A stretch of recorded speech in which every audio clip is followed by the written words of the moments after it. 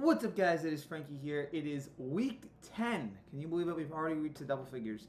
Week 10 of the 2022 NFL season. It's time for us to make some predictions. Let's get right to it.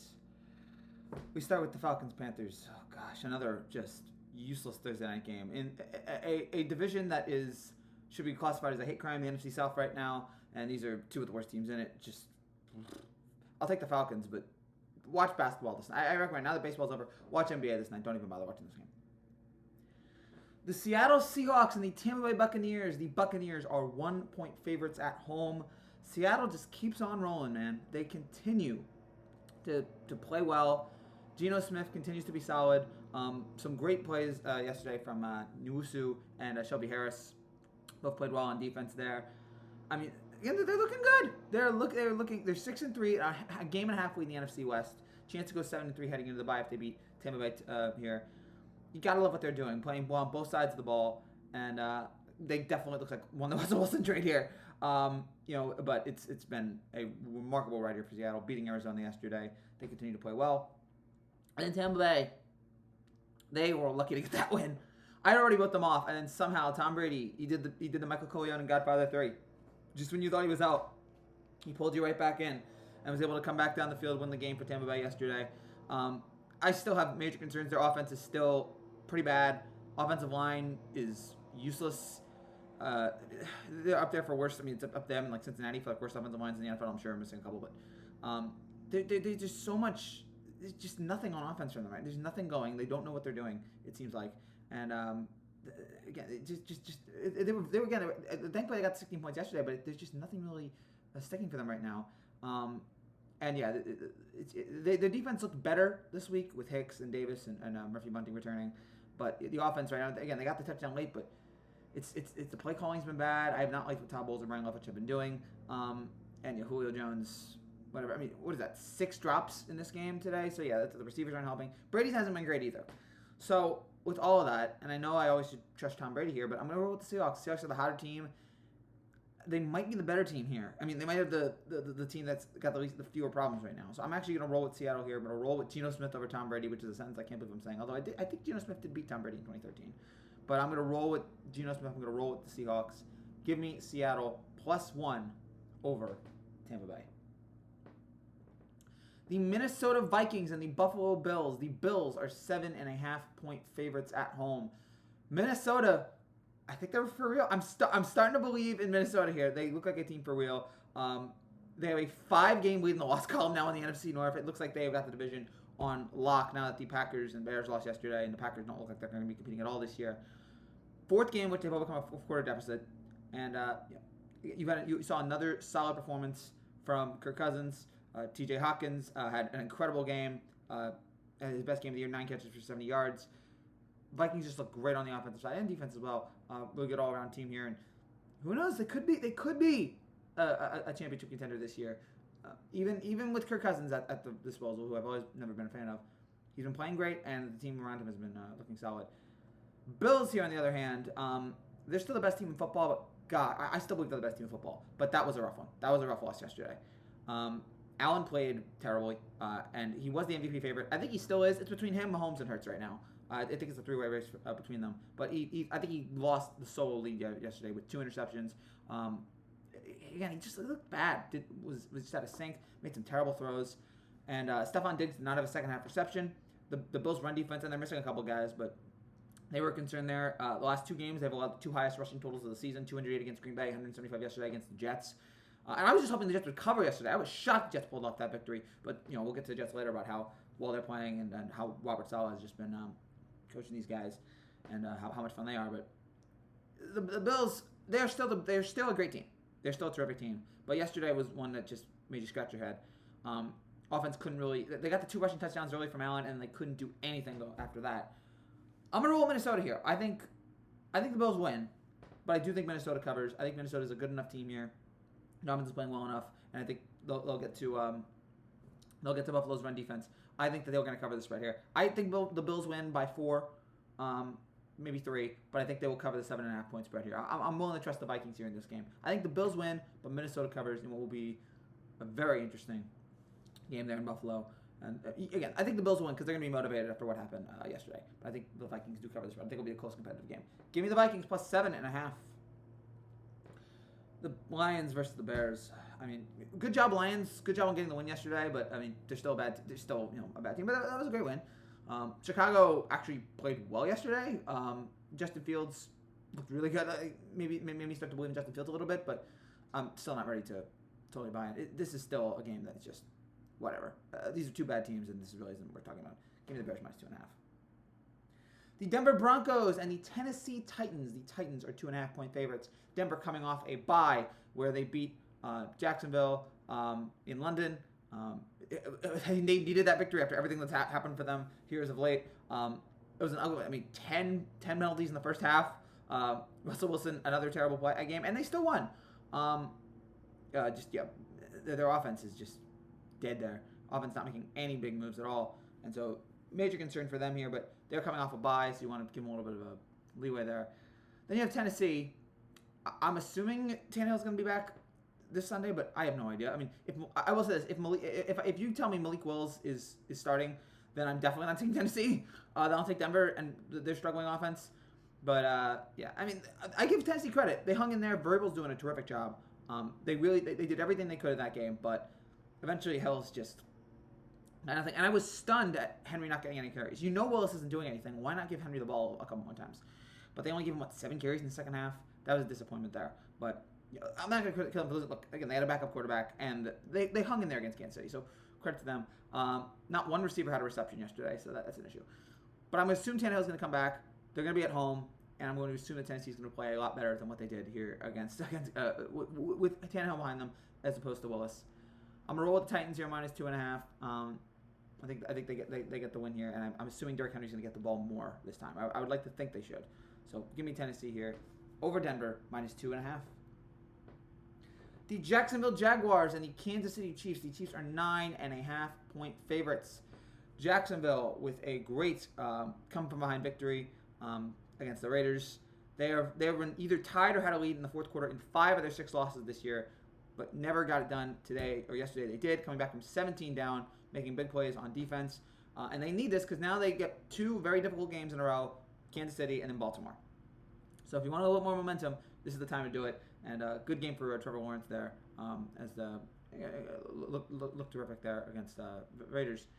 Kansas City got the win. It wasn't a pretty win, but they got the win. They were able to, and they didn't blitz Mahomes that much, and they were still able to get Kansas City to struggle offensively.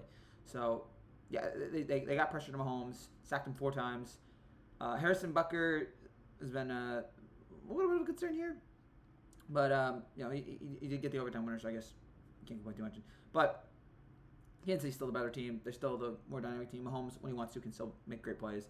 I think that'll happen here in this game. And again, right now there's 3 teams in the NFL that are clearly head and shoulders above everybody else: Bills, Chiefs, Eagles. Those are the 3.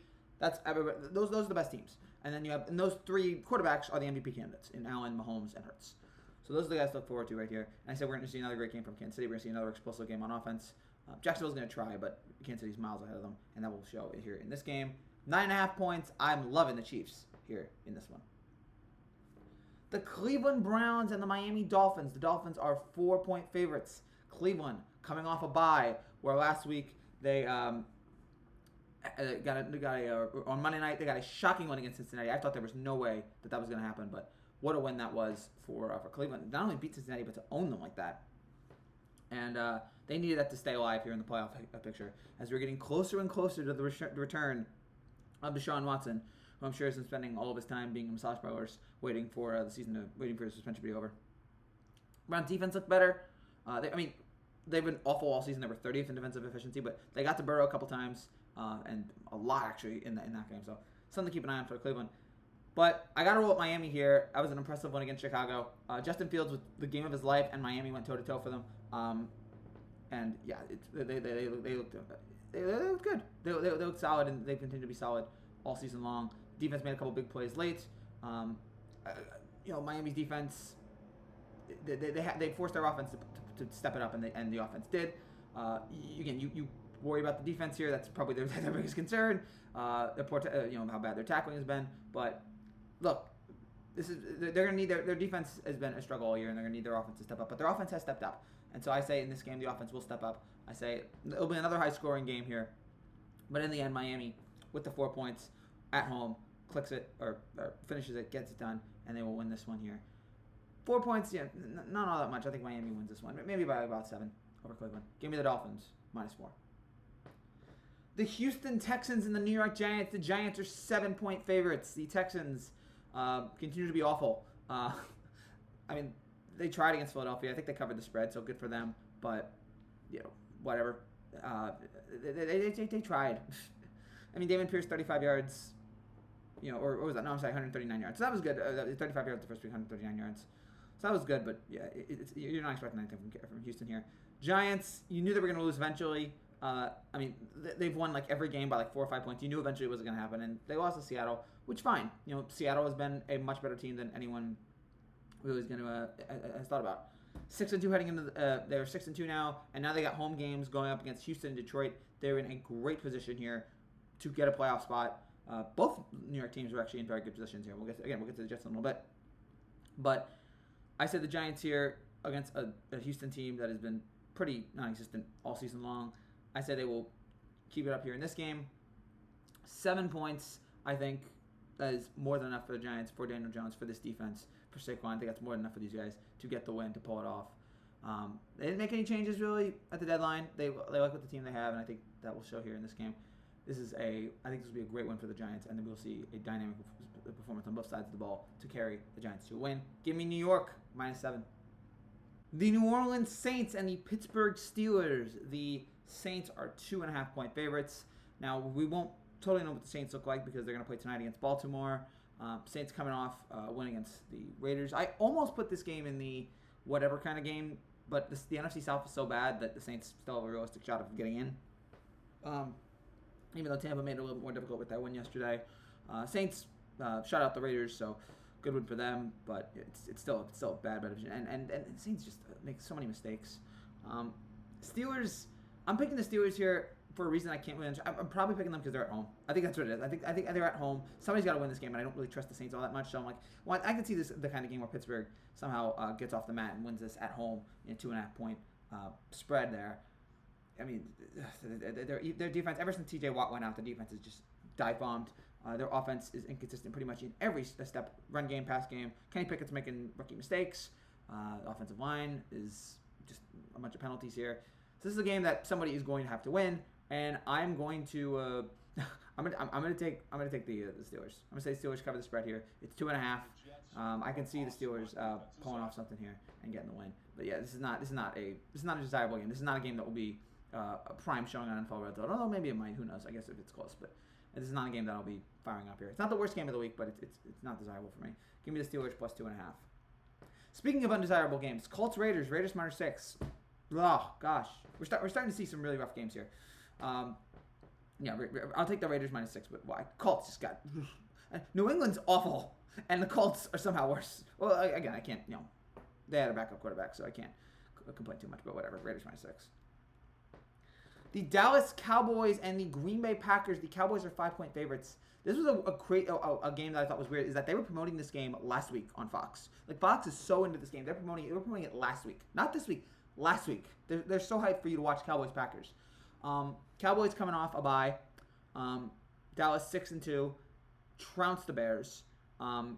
Looking, they lost a couple injuries there last Sunday, but they're looking to bounce back here in this game. The run defense has to be fixed here, but their offense looks great. They scored touchdowns in their first 4 possessions. Tony Pollard looked good. Dak threw 2 touchdowns. Offense scored 25 points for the first time this season, so they looked good there. Green Bay, I don't know what's happening. Aaron Rodgers looks really, really old. Even more older than Brady does right now. So many bad throws. The interceptions in the red zone yesterday were trash. First game with 3 picks that he's had since 2017. He's had 5 3-interception games in his career, and none of them have come against an NFC North team. And it was against a Lions team that had been, hardworking, been pretty bad all season, that had allowed 32 points a game. Their season looks completely over. Rodgers looks like he's lost it, and yeah, I mean, now he doesn't have any receivers, but they look like there's just so many issues there. I'm rolling with Dallas here. I think you have to. Green Bay, just the issues are just piling up for this team. They need to fix this soon, but I don't know if they're gonna. I don't think there's enough time, and they're just stuck with the team they have. Really could have used Devontae Adams. Just FYI, we're gonna roll with Dallas here. Dallas is just in complete command, and Green Bay just looks like a shell of itself. Give me Dallas -5. The Arizona Cardinals and the Los Angeles Rams. The Rams are the Rams are 3-point favorites. These are two teams. This is the disappointment bowl right here. Two teams that have been rough all season. Cardinals 3-6, have been terrible at starting games. So many problems. I don't know what happened to this team, but 11 penalties for 72 yards. They had back-to-back false starts, which was great. Always love when that happens. They fumbled 3 times. Arizona looks like a shell of itself right now about what they were last season. And last season, there's a lot of hope and faith in this team. In the last few years, and it has all gone down the drain here. At least this season, just looks awful. And then the Rams, what did they get outscored? Like 70-0 in the fourth quarter? This is a garbage fourth quarter team. And they had the game yesterday, could not get the first down, let the Buccaneers run all the way down the field, including the penalty. Won the game. Cooper Kupp, that's all it takes. Matthew Stafford, Cooper Kupp is all you can have here for the Rams. He had 8 catches for 127 yards and a touchdown, and that's it. Like, there's nobody else really that you can. Jefferson didn't have a catch yesterday. Allen Robinson only had 3 catches, and they were still bad in the fourth quarter. I'm gonna take Arizona just because I feel like the Rams are gonna self-implode against. This is a disappointing game here. The two teams that we legitimately thought were gonna be Super Bowl contenders, and they both been. I mean, I guess the Rams still have a shot, but the Rams have been so unimpressive here. I'm gonna roll with the Cardinals. 3 points, underdog. I can see Arizona pulling off the upset here. Give me the Cardinals +3. Blah.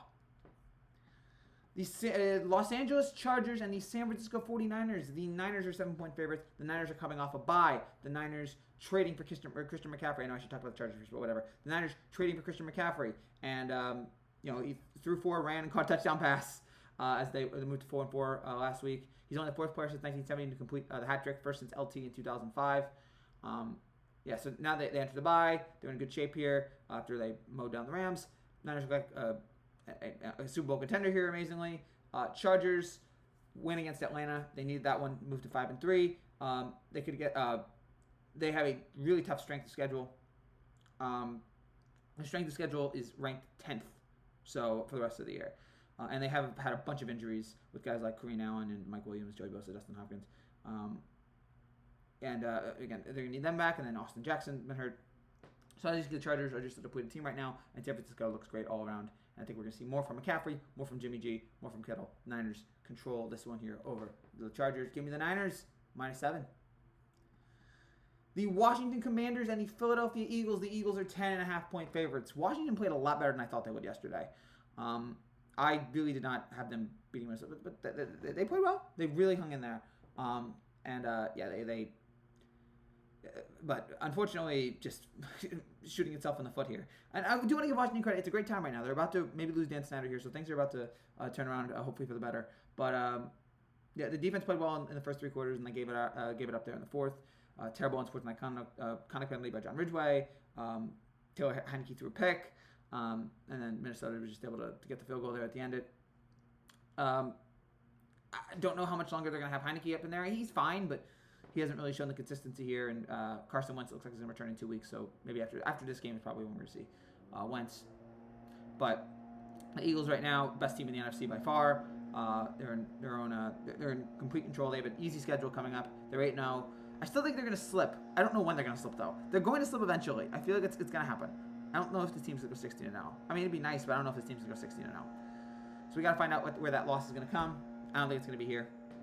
Even without Jordan Davis, even with all these guys, doesn't matter. Eagles, Jalen Hurts, A.J. Brown, they got this. I think the Eagles move to 9-0 against Washington. And Philadelphia has another team to pin their championship hopes on now that the Phillies have lost. Give me the Eagles -10.5. That's it for now, guys. Thank you guys so much for watching. Give me a news channel and like to see. Make sure you subscribe down below. I'll be back later this week or next week with NFL with another prediction video. We'll have some NBA videos coming out tomorrow. We'll have some baseball videos also throughout the week. So stay tuned for this channel for more. Take care and God bless.